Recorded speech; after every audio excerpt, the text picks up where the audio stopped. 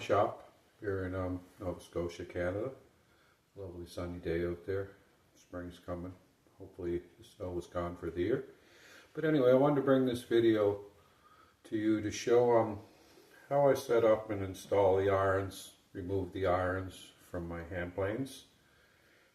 This is a brand new plane I just built, and I'm actually just going through the trials this morning. I got the irons sharpened up, set in, it's working good. So I figured this would be a good candidate to do a little video on it. So this plane is set right now. Taking a 3 or 4 thousandths of an inch shaving width to width. I got it set on a nice piece of walnut here, about 1 3/8 inches wide. So this is all I use. I use a double-ended hammer. This is a nice one. It has a nice weight. You can use the metal on the irons. You can use the other end on your wedge or removing it. So let's start with the removing part. If that gets in there tight and you can't do it the way I do it, you can always tap the body of your plane right there on the front. A couple of taps will loosen up the wedge.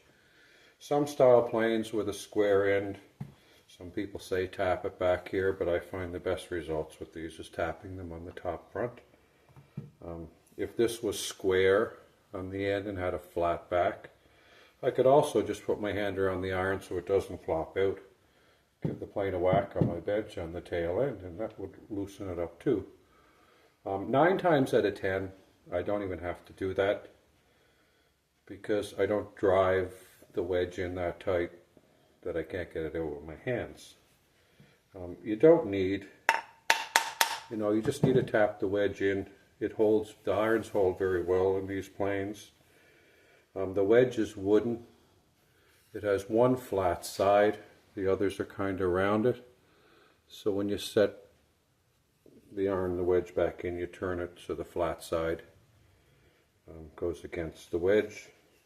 So let me take this out. Other than having to whack it on its side, which I don't normally have to do much, if I place my plane down on a surface, I'm putting it on this right now. I have a pine bench.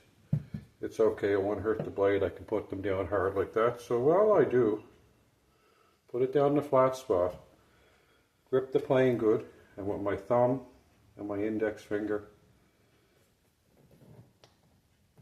I can usually get that wiggle side to side. There it is.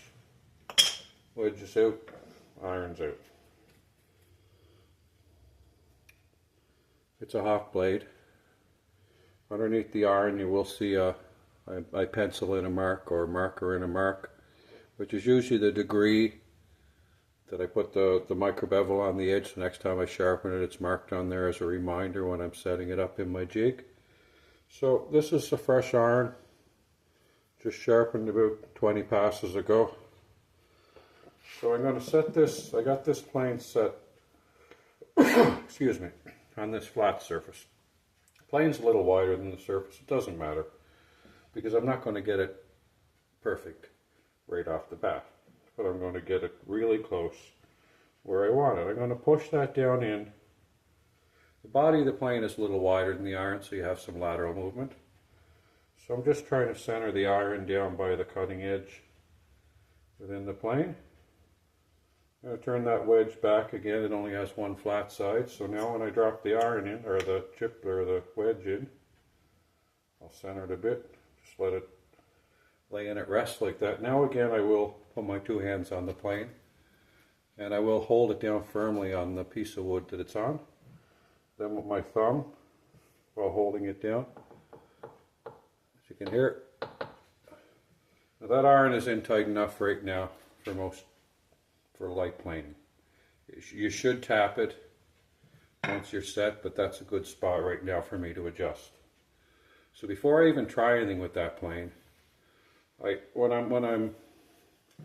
am adjusting my iron, my 2 fingers will be on both corners of the blades underneath my index finger and my middle finger.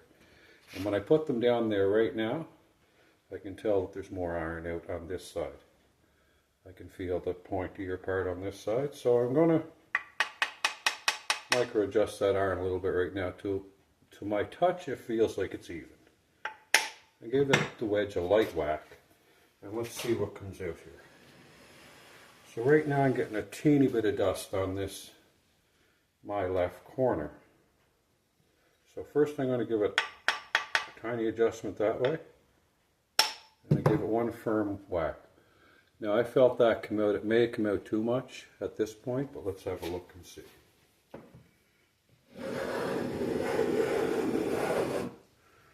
So too much is the optimal question. That's 4 to 5 thousandths. I can get a thinner shaving than that. Now if I want to bring the blade back in, there's two ways I can do it. I can take it back out, try again, or I can give it a light whack there on the front, tap the wedge again, and see what happened.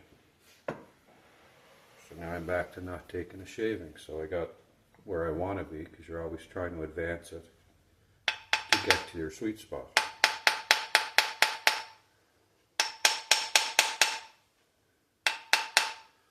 Whack on the front can move it back quite a bit. I still don't even know if I'm there, but let's just have a little look. Nothing yet. Okay, so now I'm taking a nice little shaving, but it's on the left. A little tap that way. Now it's kind of on the left, but kind of closer to center, but not much. Tapped it on the top corner there. So here we go. Before I go any further, I'll just have a look at where I'm at. And I know you can't tell on camera, but I know that's around 2/1000th of an inch. And ideally, it's very close to center at this point.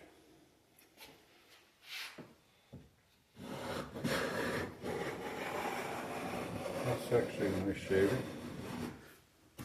I wouldn't really need to do much of anything with at this point.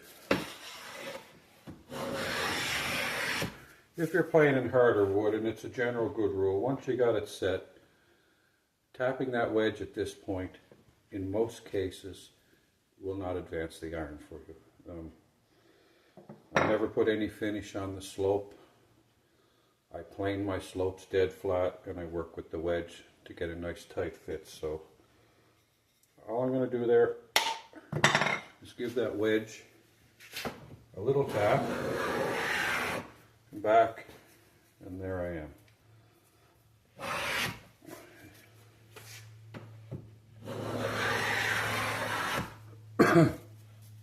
The tightening up, the last whack might have advanced it a 0.5 if that.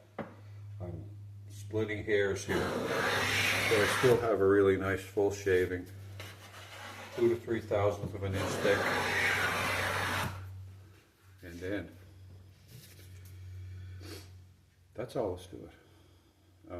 I know this is be a 7 or 8 minute video, but that takes about a minute to do in most cases.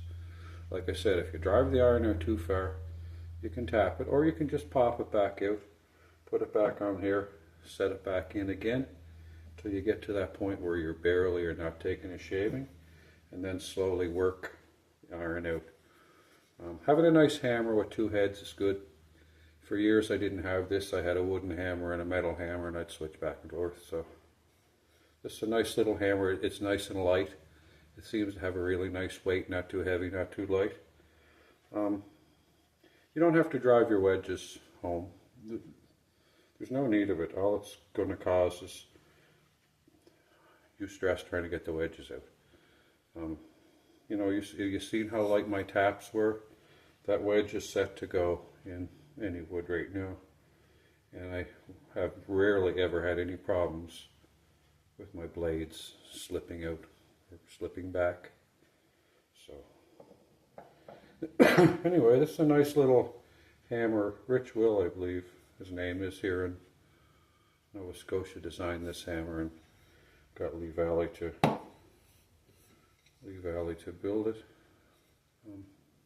There are other great hammers out there, but a nice light hammer is really all you should have for wooden planes. One other thing maybe I'll show you is when you get it in and you're using your fingers and it feels like there's a little more on one side than the other. Another way is to have a little look. If you use something like a white background, holding the plane up, now I can sight down here. The white background, you know, closing one eye, switching back and forth. Try and look close down that plane. You will see that if one corner of the iron is out further than the other, or if the whole iron is just out too far, you know, you got to bring it back in and start again. So a white piece of paper makes the visual, it's way better. Some people might think look up into the light like this, but no, it's better to look down onto a white, and I always look from the front of the plane back.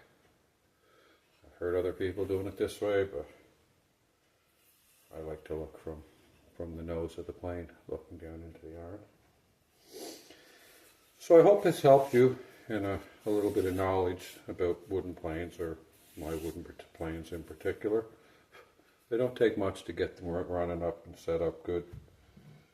Okay, so anyway, thanks for stopping by. I hope this helped. Have a good day.